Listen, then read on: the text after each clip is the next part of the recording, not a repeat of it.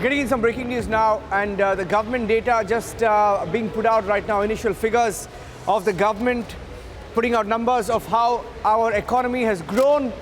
The breaking news update now coming in. The GDP has grown for the fiscal 2021-22 at about 8.7%.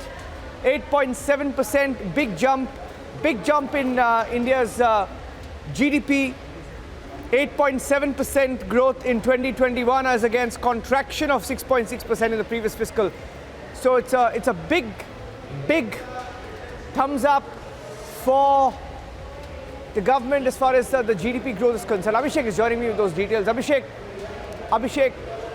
good news for the government and also for the country. The fact that from 6.6 contraction in the previous year to 8.7% growth.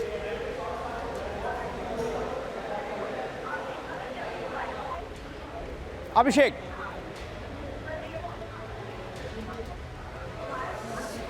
Yes, I got you there. 8.7% GDP. I got you there. 8.7% GDP growth rate, and this clearly shows that all the welfare mechanisms that have been put in place by the government, all the schemes that have been put in by the government to make sure that the recovery post-pandemic is steady are working. And I'm essentially going by the release that has come in and the numbers you gave at 8.7%, and this is the real GDP, and the nominal GDP at about growth rate of 19.5%. This is including the difference between contraction of 2021 and the growth that has happened this year.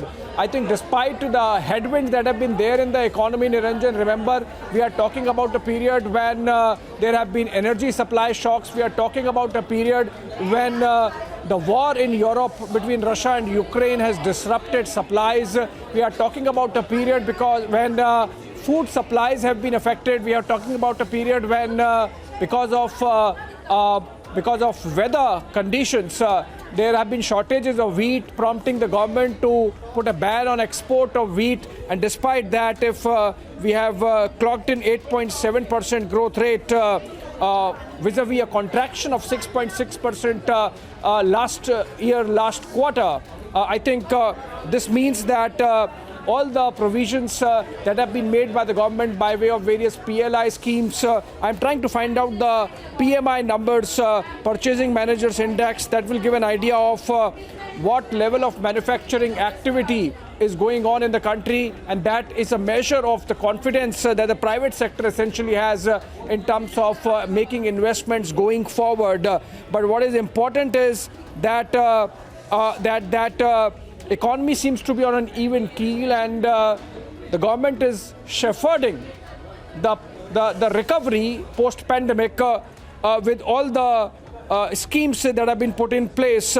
So I think consumer demand in place, despite the fact, remember, Niranjan, that these numbers also are these numbers also include the period when inflation has been rearing its head. And if you look at the sector-wise estimates, the IIP, the Index of Industrial Production, and others, we have to see that there is expansion happening. Now, these numbers come in, Niranjan, these numbers come in just a week before the Monetary Policy Committee of the Reserve Bank of India meets. And remember, just this month, earlier, the RBI governor had increased rates by 40 basis points. So I think these growth numbers are going to have some consequences for RBI also. I think they provide some kind of cushion for the deliberations that go at the MPC. But essentially what is important is that India's post-pandemic economic recovery is on an even keel, despite the headwinds coming in by way of fuel supply shocks and food supply shortages. And that's something which is commendable in these numbers for the country and the government, Niranjan. Abhishek joining us with the latest GDP figures. Steady growth post the pandemic period, 8.7% growth for the financial year 21-2022. And Abhishek breaking the details down.